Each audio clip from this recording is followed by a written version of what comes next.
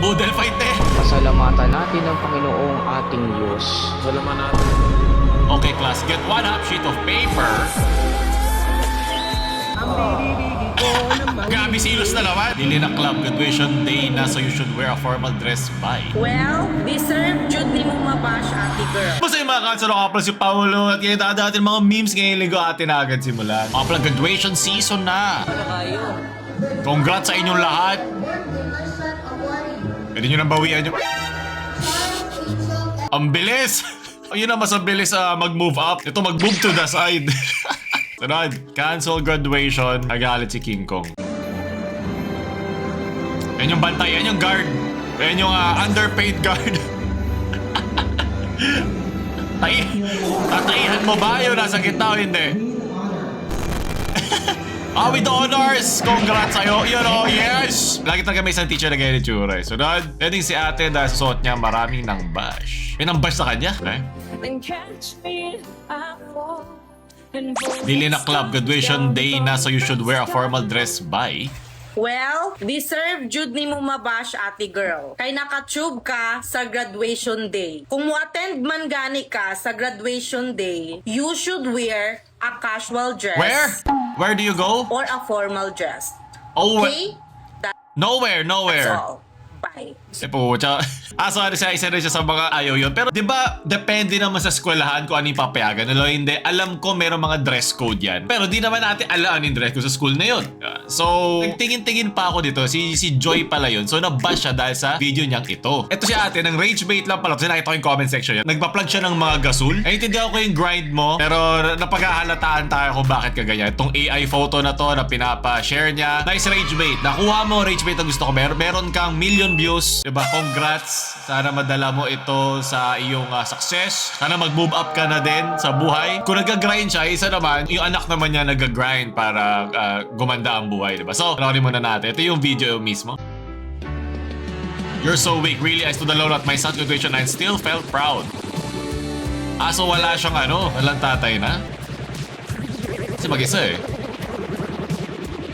Kasi nagtatalo-talo yung comment section dito na Di na magkita yung cleavage, di naman na formal na to. pero nandun yung mismo mga nandun yung mismo mga teacher, mga principal, di naman siya pinagsabihan. So I think sa school na to, saan ba to? Muntin, di ko lang kung saan school to eh. Kung hindi siya doon sinabihan, hindi siya kinausap kasi pwede naman takpan yan, baka kung bibigyan lang siya doon sa place. Kasi ito yung human part ng mga rules eh. Kung ang DepEd ay merong mga nakalagay sa kanilang curriculum na ganito dapat o hindi, meron din sila mga sinasabi naman talaga.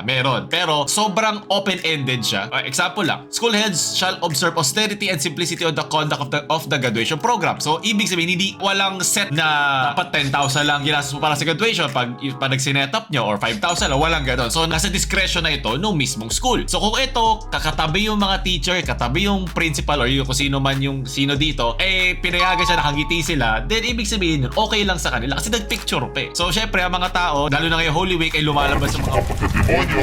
Meron lagi tayo masasabi sa iba. Okay lang naman kasi minsan ayaw natin sinasabihan ng sarili natin. Mas masakit marinig ang mga opinion na iba pagpapasok. So, mas gusto natin inilalabas na lang to para to feel better about ourselves, diba? Okay lang yun. Sige, okay lang. Para sa inyo na yan. Kung di nyo nakuha yan, sa mahal nyo sa buhay o sa Panginoon, then ilabas mo. Sige, i-share nyo na lang. Kasi I think wala lang naman to kay nanay. You're so weak. Narinig ko rin to sa mga games ko sa Dota. Congrats sa inyo! Walang nagsasabing pangit ang suot niya. She actually looks good. Wala naman pakialam kung it looks good on her o hindi kasi napaka-subjective nun eh. Baka sa iba makita lang ng 1 inch ng skin ay basta sa kanya din. Sa kanya yun. Pero kung ano yung desisyon ng mismong school. Yung nagpapatakbo ng graduation rights. Yun ang importante. Hindi yung opinion mo. Wala naman may pakialam sa opinion mo kaya pinasabi natin sa social media. So, ang point lang is as a teacher, may dress code at styles na sinusunod sa school. Since this is an academic setting, important talaga na appropriate your outfit. Yes, tatama naman talaga. Di naman pwedeng nakalabas yung mga ninuno mo habang naglalakad ka kasama yung anak mo, diba? Pero ano yung standards nila? Ano yung pinapayagan nila sa hindi? Yun ang hindi alam ng tao. Nakita lang nila yung buong video. So the comments aren't about her looks, but about whether the outfit fits the environment. It's more about context and professionalism than anything else. Baka sa kanya, professional yun. At anong basihan natin? Diba? Saan? Semi-formal. Diba? Pasok pa siya sa pagka-semi-formal. Naka-x-ray vision yarn. Nakikita mo ba yung ninuno niya? So dahil nga walang set rules na open to interpretation at open sa discretion ng school, lahat magkakaroon ng sarili-sarili nilang standard, sarili-sarili nilang basehan kung ano appropriate, ano hindi. Syempre merong limits din yon. Pag nakikita ni utong mo to, di naman siguro kita yung utong ko dito, medyo tumitigas lang, doon lang tayo magkakaroon ng opinion tungkol doon. Pero wala naman din tayo magagawa doon. O siguro moving forward na yon. Kasi may mga nagsasabi din doon na how do I make this about myself doon sa ginagawa ng nanay na tungkol sa akin, isa tungkol sa anak ko. Diba? Sino tayo para mag-decide para sa kanya? Yun ang way din niya to support herself with her child. Diba? Pwede rin yun. Kasi sabi, akala niya ata graduation niya na siya yung bida, yung parang pa-main character moment niya. Kung yun ang way niya para i-diary o immortalize itong moment, itong milestone na kasama anak niya, sino tayo para sabihin siya doon? Pwede mo naman sabihin, pero di naman niya kailangan magkaroon ng pake. Yan lang naman. Sunod, so ko lang ng memes, ba't niyo ako pinapaisip? Kapit lang, gagraduate ka din. Alam ba kaya nangyari yan? Kasi nilagyan ng bato yung bag mo. Alam ko na eh. Sunod, kaya kay John Ron. Bakit kailangan iba ng Roblox o ito ginagawa doon? Tinasa namin sa Panginoon natin, Diyos. Pasalamatan natin ng Panginoong ating Diyos. Pasalamat.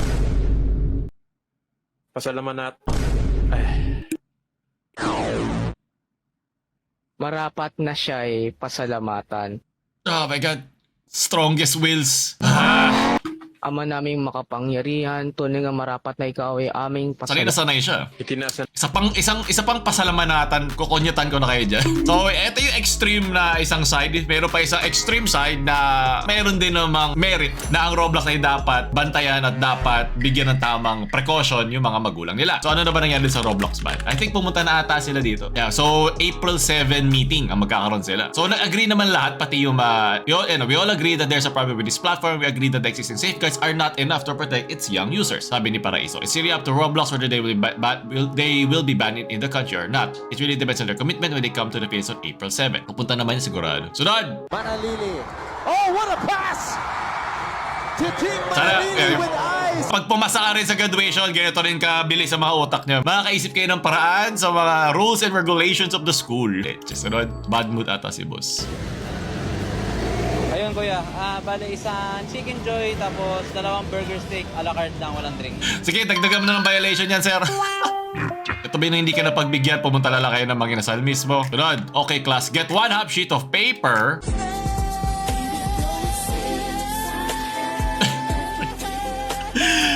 Paano ka gagraduate yan, boy? Nilamnan mo pa yung papel. Leche kayo. You the real paper. Sasabihin na. Wala po. Diba? Pagkasabi pala ng 1/4, mga lumilipad ang isip, leche, sunod. Roleplay lang yun, love. Yung roleplay. Overtake malala sa...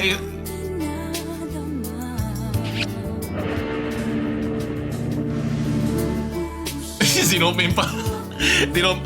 Sinomin pa kay Lord. Ang hirap naman. Ang hirap kalaban ng isang roleplay. Pakahirap mag-graduate tapos mamamatay sa inggit. Amen. Yung pari natin natawa, di pwede. Pakiulit po yung kiss at tatawa yung pare.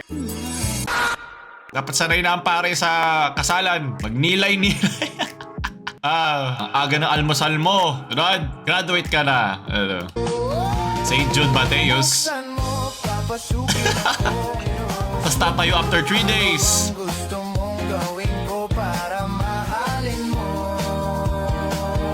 Kapag mahal nga naman ang... Kapag mahal ang papuntahan mo.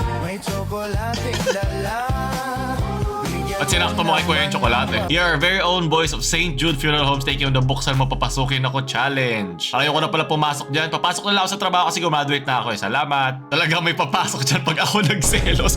Shit, grabe. Lakas mo naman ate. Pegi naman unting angas dyan. Naubusan na ako eh. Angas price hike. Sunod, Happy Palm Sunday. Oh my God. Sabi ko na may magdadala eh. Sabi ko na eh, may magdadala na naman ng pang boodle fight eh. Ipalo mo sa katabi mo, yung maingay na puro chismis kaysa makinig sa pare. I know so many people. Paki-type sa comment section, amen. Kung hindi papaluin ka sa mukha niya, Sherrod. Ano to? Galing kay Meme.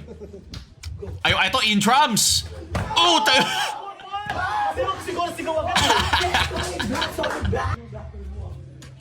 oh, ano yun? Yung kakampi mo, parang kalaban mo na din eh. No? Parang 1v3 eh. Magaling. Mga pinakamagalakas sa intrams, alam mo na. Tunod. Gabi silos na naman. Sino ang... Ay, tapos tumingin. Pagkasabi no, ang cute ah. Ako ba yun? Nasaan po ba yung natural history? Sunod na kanto, kakanan pa po kayo. Hello. Ganon. May mga nagpapadyak. Ang bochog din niya.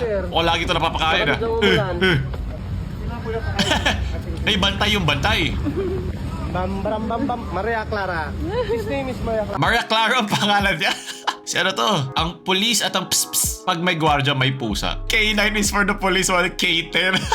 Ang witty nyo! Oh, tsaya yan mga gumagraduate sa klase ng high honors. Ayop kayo lahat. Pag ba ang pusa, walang ID, no entry din. Or counted na sila. Ayoko na, sige. Doon na tatapos natin mga memes ngayong linggo. Sana mag-nilay-nilay kayo at mag-like-like din. Ako na mapaalam. Shoo! Huwag nyo pala kalimutan bumili. Ating merch, paubos na. Bawi na lang sa next live. Hindi ko na suot eh, so kailangan habol ko lang. Maraming salamat. Pin comment at description.